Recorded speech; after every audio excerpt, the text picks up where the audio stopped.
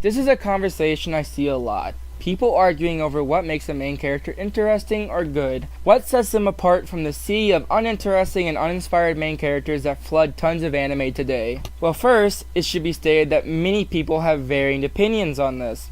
Some people simply value certain traits in a character higher than others. For example, me personally, what I look for most in a main character is what makes them tick. What makes them who they are. What I want in a main character is someone who has a set of principles that they stick to. A character who has flaws, has fears, and has worries. I want a character that is believable. If a character is shown as perfect or near perfect, then to me they lack any interest. They are simply boring. When I watch an anime, especially one that is story-driven, I want a main character that evolves, a character who grows with the story and becomes a better and stronger character by the end of the story. To me, seeing a main character start out as weak or full of flaws and slowly over the course of a series begin to grow and overcome their weakness is really enjoyable to me. I like seeing people become better individuals and grow stronger as they deal with stuff. The problem with main characters that are shown to be perfect from the start, cough, Kirito, cough, is that I can't be bothered to give a damn about them. Why should I care that they are going through this story when I know that by the end of the series they are going to be the exact same fucking character they were from the start? This is the fundamental problem with Gary's two type main characters in general. A character who starts out perfect has no potential to grow. They can't grow. They are already perfect by nature. They lack any flaws and always win, since the exact purpose of these types of characters is to self-insert into them. People want to imagine themselves as Kirito, a tough badass who all the girls fawn over and who is the best at everything they do. Let's compare two different main characters together. Kirito is the main character of SAO. From the start, he is shown very early on to be extremely smart, and within less than 2 episodes, he is shown to be insanely OP, easily soloing bosses, being far ahead of everyone else, and lacking in any real flaws. On top of this, his character lacks any personality at all. You get quick, minuscule glimpses of what could be personality, but those are so few and far between that they aren't even worth mentioning. Very quickly, he has girls flocking to him, all wanting his dick, and his very presence turns one of the better characters, Asuna, from a competent and strong character to a girl who can't function without being near him. Throughout the entire series, he constantly is shown to be disgustingly OP, shown in scenes such as where several guys are railing on him while he stands there, and it shows that his health is actually regenerating through it. Kirito later states that because of his experience as a beta tester, he knew the optimal ways to power farm and level up. While this would be fine to help better explain why he is so strong, we are never shown him doing this. He just is suddenly OP as hell without anything other than a quick throwaway line.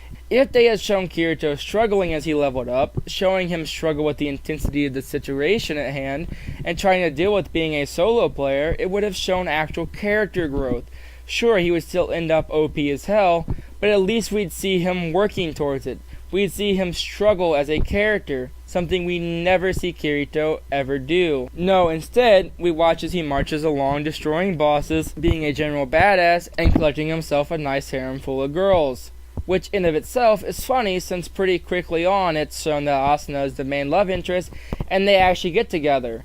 Yet he still gathers this harem full of girls anyways for pretty much no other reason than to fulfill the self-insert fantasy, wherein multiple girls are desperately fighting for your cock and attention, all the while you have your perfect wife material GF being in love with you. The very fundamental problems with Kirito's character is his lack of struggles. He's perfect from the start, and because of this, he simply has nowhere to go as a character. Now let's look at another main character, Deku from Boku no Hero Academia. In literally the first episode, we are shown enough about his character to know that he actually has flaws. He's weak. He doesn't have a quirk. He's, in their universe, the very definition of a weakling. He's shown to have a real interest, namely in being a hero, yet he can't be one because he wasn't born with a quirk. This is the entire driving point behind who Deku is as a character. Somebody who desperately wants to be a hero even though he knows it's impossible. You see him struggle against a bully who is extremely strong. You see how worthless and weak he is in comparison to him. Yet even still he continues to try and pursue being a hero. He doesn't care if it's not possible. He doesn't care that he risks getting beat up by someone immensely stronger than him. He's shown to have real values and aspirations. You get an idea of who he is as a person, what he values, what his morals are, what he stands for. Later, you see him nearly killed like it's nothing by a villain, and he's completely powerless to stop him. He acknowledges he's weak. He knows just how truly pathetic he is in comparison to most others in his world. After he is saved, we get a great scene between him and All Might, the hero he worshipped since he was young, the very person who made him want to become a hero. He asks All Might if it's possible for someone without a quirk to be a hero, and he's told outright no. Deku already knew the answer to this question, and you see the pain on his face when he hears the answer. See, this to me is what makes a good main character. Deku is a flawed character. He's not perfect.